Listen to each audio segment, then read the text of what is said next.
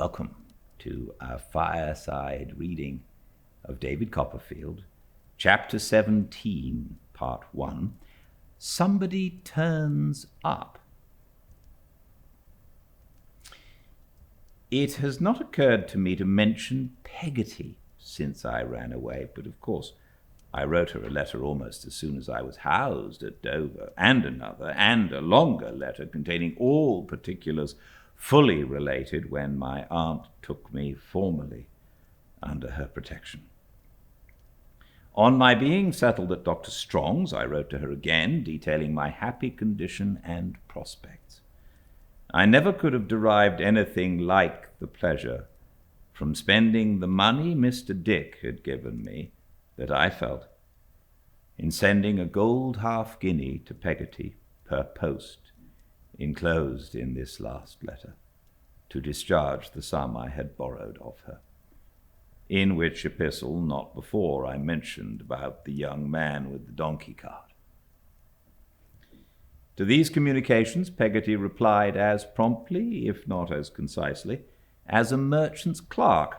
Her utmost powers of expression, which were certainly not great in ink, were exhausted in the attempt to write what she felt on the subject of my journey. 4 sides of incoherent and interjectional beginnings of sentences that had no end, except blots, were inadequate to afford her any relief. But the blots were more than expressive, to me, than the best composition, for they showed me that Peggotty had been crying all over the paper, and what could I have desired more? I made out, without much difficulty, that she could not take quite kindly to my aunt yet. The notice was too short after so long a prepossession the other way. We never knew a person, she wrote, but to think that Miss Betsy should seem to be so different from what she had been thought to be was immoral. That was her word. She was evidently still afraid of Miss Betsy, for she sent her grateful duty to her, but timidly, and she was evidently afraid of me too, and entertained the probability of my running away again soon, if I might judge from the repeated hints she threw out that the coach fare to Yarmouth was always to be had of her for the asking. She gave me one piece of intelligence which affected me very much, namely, that there had been a sale of the furniture at our old home, and that Mr. and Miss Murdstone were gone away, and the house was shut up to be let or sold. God knows I had no part in it while they remained there, but it pained me to think of the dear old place as altogether abandoned, of the weeds growing tall in the garden, and the fallen leaves lying thick and wet upon the paths. I imagined how the winds of winter would howl round it, how the cold rain would beat upon the window glass, how the moon would make ghosts on the walls of the empty rooms, watching their solitude all night. I thought afresh of the grave in the churchyard underneath the tree, and it seemed as if the house were dead too now, and all connected with my father and mother were faded away.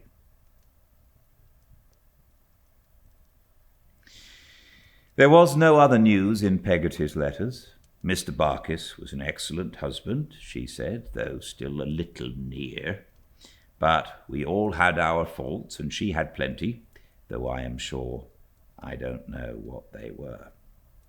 And he sent his duty, and my little bedroom was always ready for me. Mr. Peggotty was well, and Ham was well, and Mrs. Gummidge was but poorly, and little Emily wouldn't send her love, but said that Peggotty might send it if she liked. All this intelligence I dutifully imparted to my aunt, only reserving to myself the mention of little Emily, to whom I instinctively felt that she would not very tenderly incline. While I was yet new at Dr. Strong's, she made several excursions over to Canterbury to see me, and always at unseasonable hours, with the view, I suppose, of taking me by surprise. But finding me well employed, and bearing a good character, and hearing on all hands that I rose fast in the school, she soon discontinued these visits. I saw her on a Saturday every third or fourth week, when I went over to Dover for a treat, and I saw Mr. Dick every alternate Wednesday when he arrived by stagecoach at noon to stay until next morning. On these occasions, Mr. Dick never travelled without a leathern writing desk containing a supply of stationery and the memorial, in relation to which document he had a notion that time was beginning to press now, and that it really must be got out of hand. Mr. Dick was very partial to gingerbread. To render his visits the more agreeable, my aunt had instructed me to open a credit for him at a cake shop, which was hampered with the stipulation that he should not be served with more than 1 shilling's worth in the course of any one day. This, and the reference of all his little bills at the county inn where he slept to my aunt before they were paid, induced me to suspect that he was only allowed to rattle his money and not to spend it. I found on further investigation that this was so, or at least there was an agreement between him and my aunt that he should account to her for all his disbursements. As he had no idea of deceiving her, and always desired to please her, he was thus made chary of launching into expense. On this point, as well as on all other possible points, Mr. Dick was convinced that my aunt was the wisest and most wonderful of women, as he repeatedly told me with infinite secrecy, and always in a whisper. "Trotwood," said Mr. Dick, with an air of mystery after imparting this confidence to me one Wednesday, "who's the man that hides near our house and frightens her?" "Frightens my aunt, sir?" Mr. Dick nodded. "I thought nothing would have frightened her," he said, "for she's," here he whispered softly, "don't mention it, the wisest and most wonderful of women." Having said which, he drew back to observe the effect which this description of her made upon me. "The first time he came," said Mr. Dick, "was, let me see, 1649 was the date of King Charles's execution. I think you said 1649? "Yes, sir." "I don't know how it can be," said Mr. Dick, sorely puzzled and shaking his head. "I don't think I'm as old as that." "Was it in that year that the man appeared, sir?" I asked. "Why, really," said Mr. Dick, "I don't see how it can have been in that year, Trotwood. Did you get that date out of history?" "Yes, sir." "I suppose history never lies, does it?" said Mr. Dick with a gleam of hope. "Oh dear, no, sir," I replied most decisively. I was ingenuous and young, and I thought so. "I can't make it out," said Mr. Dick, shaking his head. "There's something wrong somewhere. However, it was very soon after the mistake was made of putting some of the trouble out of King Charles's head into my head that the man first came. I was walking out with Miss Trotwood after tea just at dark, and there he was, close to our house." "Walking about?" I inquired. "Walking about?" repeated Mr. Dick. "Let me see. I must recollect a bit. No. He was not walking about." I asked, as the shortest way to get at it, what he was doing. "Well, he wasn't there at all," said Mr. Dick, "until he came up behind her and whispered. Then she turned round and fainted, and I stood still and looked at him, and he walked away. But that he should have been hiding ever since in the ground or somewhere is the most extraordinary thing." "Has he been hiding ever since?" I asked. "To be sure he has," retorted Mr. Dick, nodding his head gravely. "Never came out till last night. We were walking last night, and he came up behind her again, and I knew him again." "And did he frighten my aunt again?" "All of a shiver," said Mr. Dick, counterfeiting that affection and making his teeth chatter. "Held by the palings, cried, but, Trotwood, come here," getting me close to him that he might whisper very softly, "why did she give him money, boy, in the moonlight?" "He was a beggar, perhaps?" Mr. Dick shook his head as utterly renouncing the suggestion, and having replied a great many times and with great confidence, "No beggar, no beggar, no beggar, sir," went on to say that from his window he had afterwards and late at night seen my aunt give this person money outside the garden rails in the moonlight, who then slunk away into the ground again, as he thought probable, and was seen no more, while my aunt came hurriedly and secretly back into the house, and had even that morning been quite different from her usual self, which preyed on Mr. Dick's mind.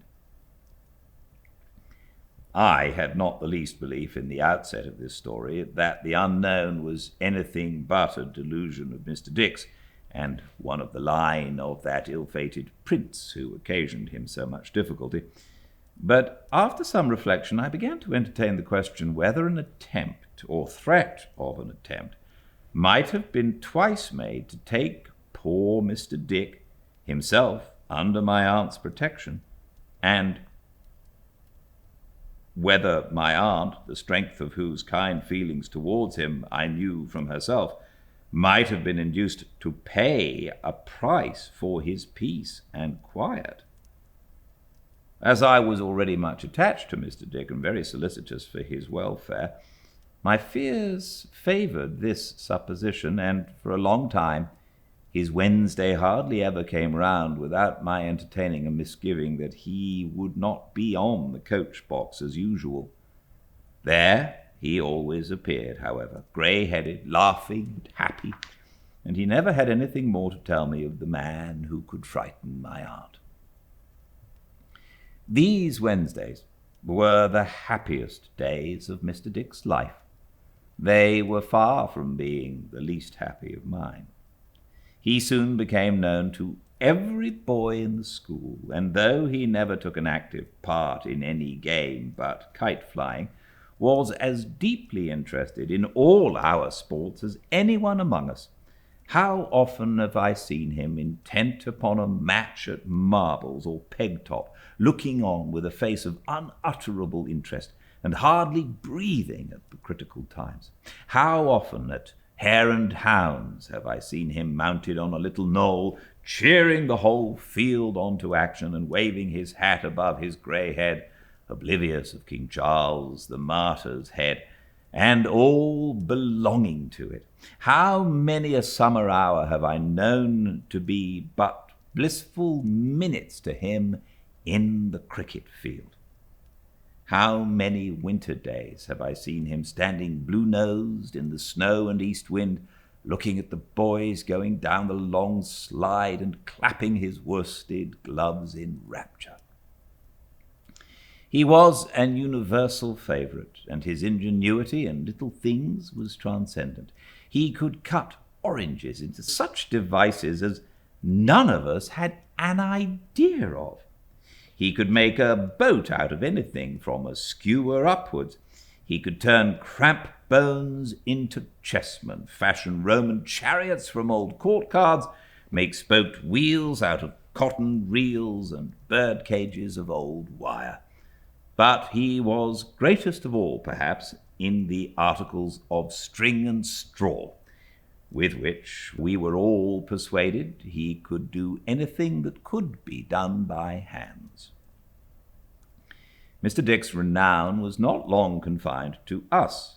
After a few Wednesdays, Dr. Strong himself made some inquiries of me about him, and I told him all my aunt had told me, which interested the doctor so much that he requested, on the occasion of his next visit, to be presented to him.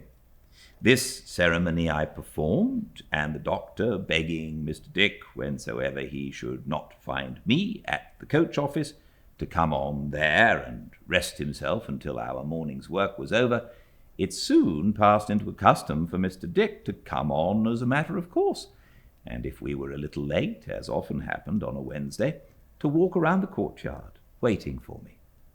Here he made the acquaintance of the doctor's beautiful young wife, paler than formerly all this time, more rarely seen by me or anyone, I think, and not so gay, but not less beautiful, and so became more and more familiar by degrees, until at last he would come into the school and wait.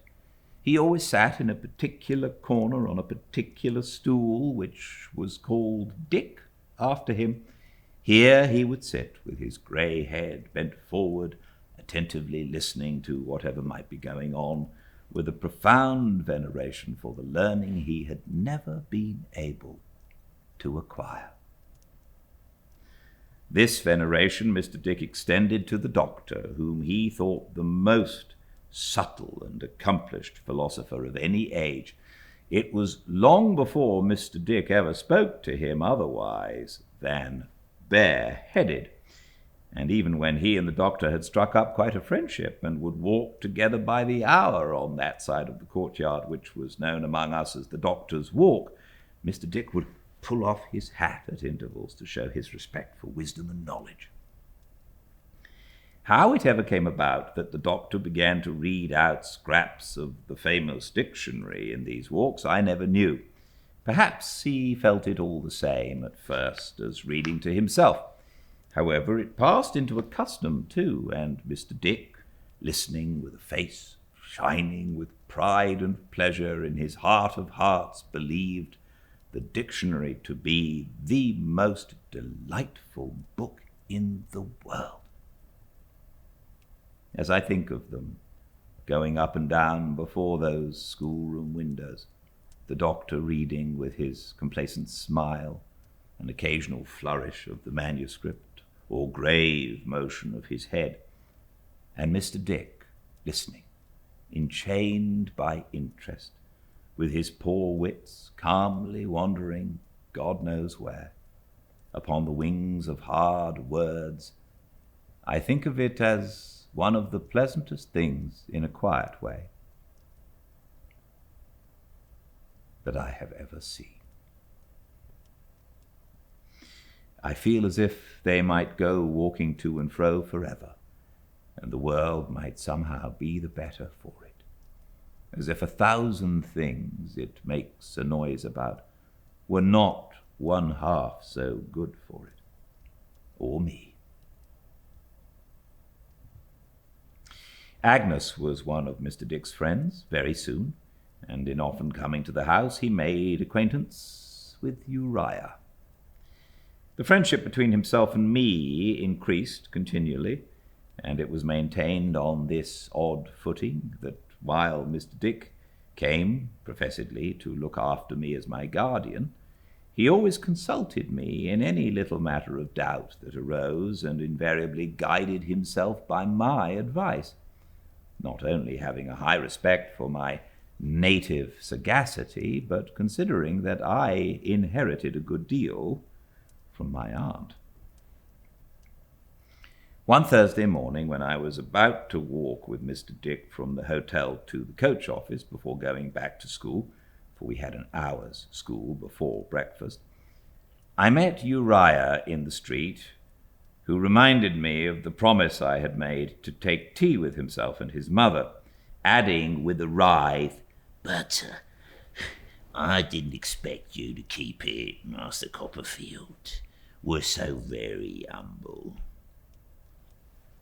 I really had not yet been able to make up my mind whether I liked Uriah or detested him, and I was very doubtful about it still as I stood looking him in the face in the street. but I felt it quite an affront to be supposed proud, and said I only wanted to be asked.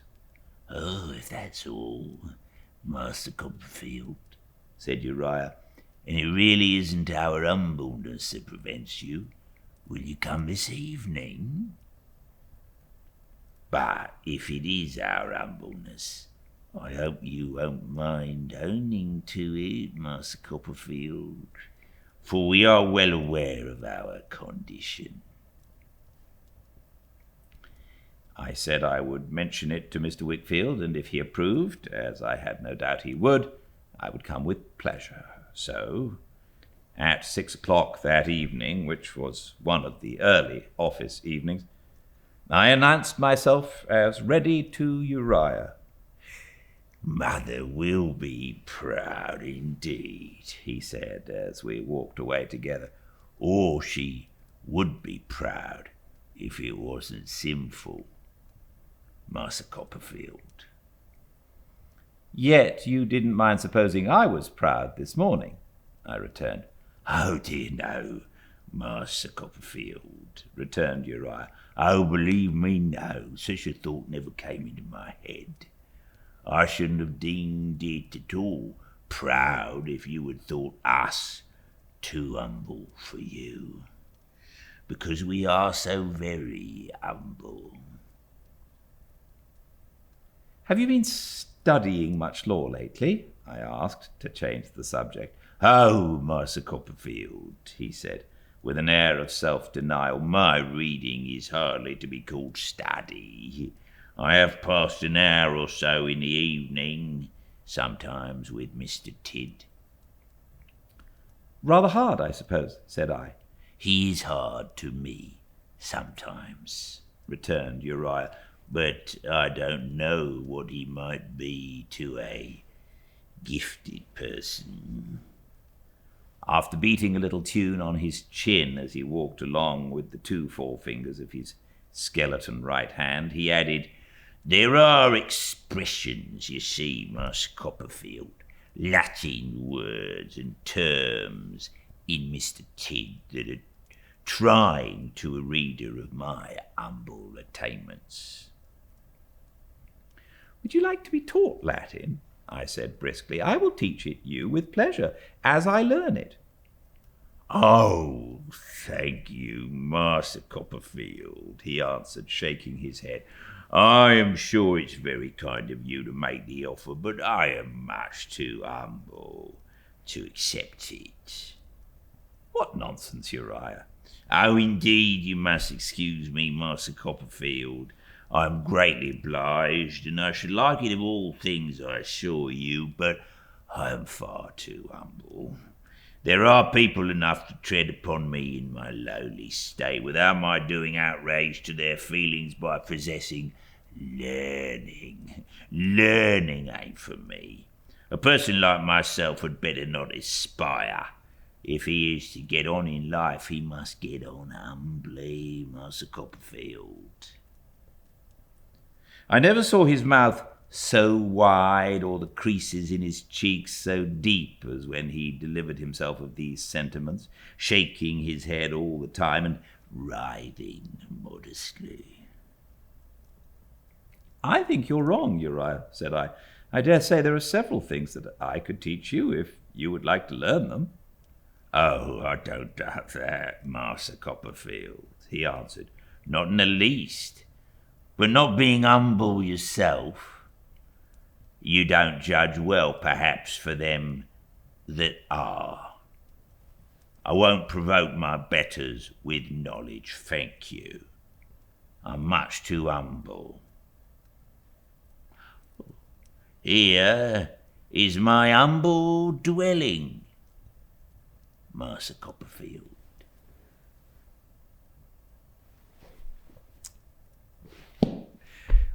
Part 2 tomorrow. Part 2 of Chapter 17 tomorrow. All the chapters are uploaded to the YouTube channel Fireside Reading, along with synopses, which are on YouTube and on Instagram. And if you can find them, they tell you what happened in the chapter in case you don't have the time to to listen, but you want to catch up with where we're at.